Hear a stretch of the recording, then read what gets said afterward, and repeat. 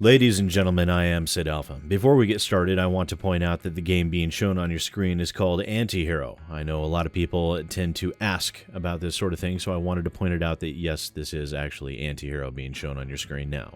Now, I had planned on putting out a discussion involving ethics and standards within the games industry, particularly on the topic of journalism, but as I was unable to check my own email all day long, I came home to a situation that pushed all thought of that aside.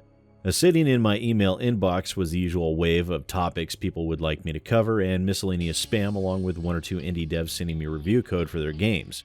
In addition to that, I was confronted with a surprising threat from a person or a couple of people who apparently decided to roleplay as Toho characters, and within this email, these people that I have never had any direct dealing with before in my life have decided to take it upon themselves to threaten me and my channel's existence. In this email, they said the following: DMCA strikes may be forthcoming in the future if coverage continues like as the way it is currently, as will other channels.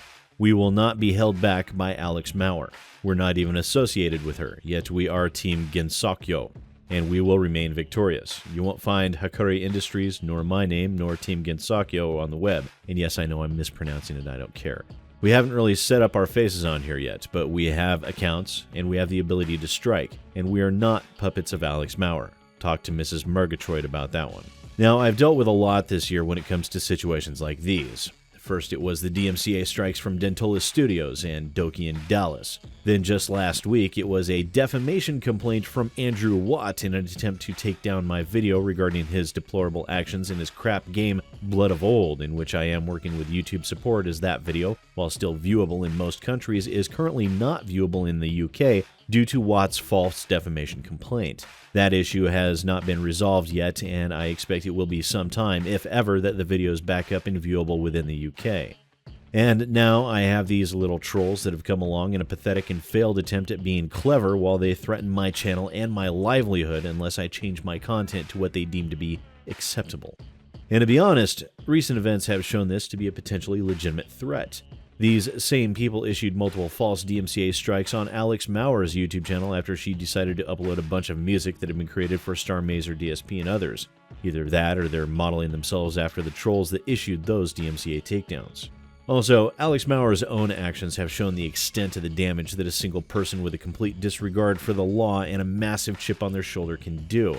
Over 100 DMCA strikes affecting nearly as many channels on YouTube alone.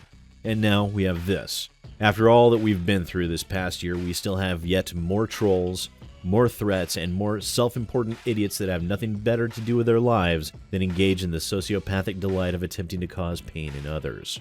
So if my channel suddenly vanishes, you will all know why. I will not stay gone, that much I can guarantee, but there is a possibility this person or people might follow through with their threats. But if they honestly believed that I would ever succumb to their whims, then they obviously have no idea who I am or what I am about. I do not buckle under threats. I do not allow someone to dictate the content on my channel. I do not kowtow to the whims of others who would threaten anyone, least of all me, and I will most definitely not be stopped by this or by you. This sort of behavior, despicable and disgusting as it is, only serves to underscore yet again how broken the Digital Millennium Copyright Act is, that it can be taken advantage of and weaponized in such a way.